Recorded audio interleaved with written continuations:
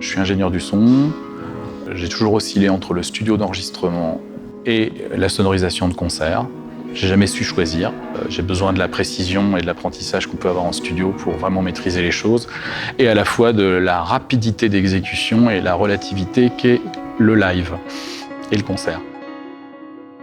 Donc j'ai appelé Vincent Viala, qui est un pianiste que je connais depuis pas mal de temps, et il est venu au studio. On l'a branché vite fait, j'ai mis un casque binaural sur sa tête, j'ai commencé à jouer avec le SPAT dans le studio sur le piano, et là, au bout de 20 minutes où on était en train de jouer tous les deux, il a arrêté, il a fait le piano, il m'a dit « Super, on se retrouve au Rami, je suis d'accord ».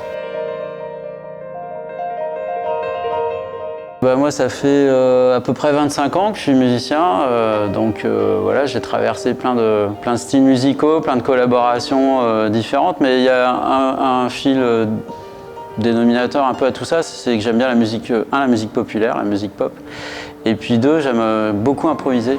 Donc un peu les deux axes qui sont liés à la fois à ma formation, parce que j'ai pas de formation de pianiste classique, j'ai pas fait le conservatoire, je suis un peu comme les herbes folles qui poussent au milieu des rails, et essayer surtout des expériences différentes et qui m'obligent un peu à sortir de ma zone de confort.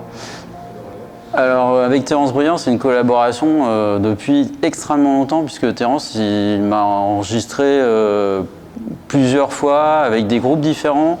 C'est aussi lui qui a enregistré mon piano solo.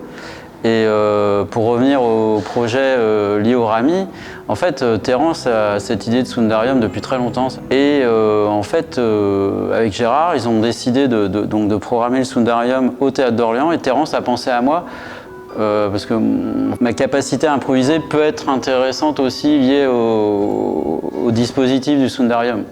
On s'entend assez bien musicalement, techniquement, enfin voilà, on est chacun dans notre spécialité, mais on n'a pas vraiment besoin de parler énormément pour se comprendre. Et je pense que sur un projet comme ça, l'intuition, l'instinct est très important.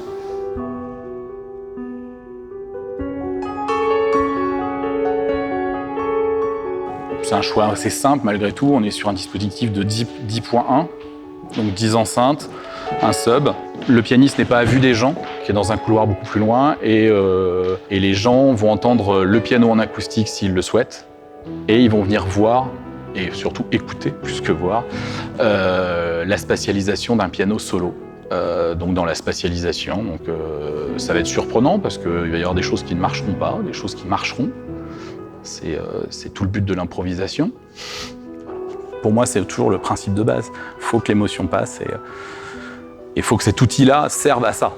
Pour moi, il ne faut pas qu'il serve à autre chose. Le reste, moi, ça ne me regarde pas et j'essaye surtout de l'extraire de ma vue et de garder qu'est-ce qui fait passer une émotion, dans quel sens les musiciens en produisent, comment on la reproduit et comment on peut la sublimer et l'arranger. Pour moi, c'est ça l'intérêt.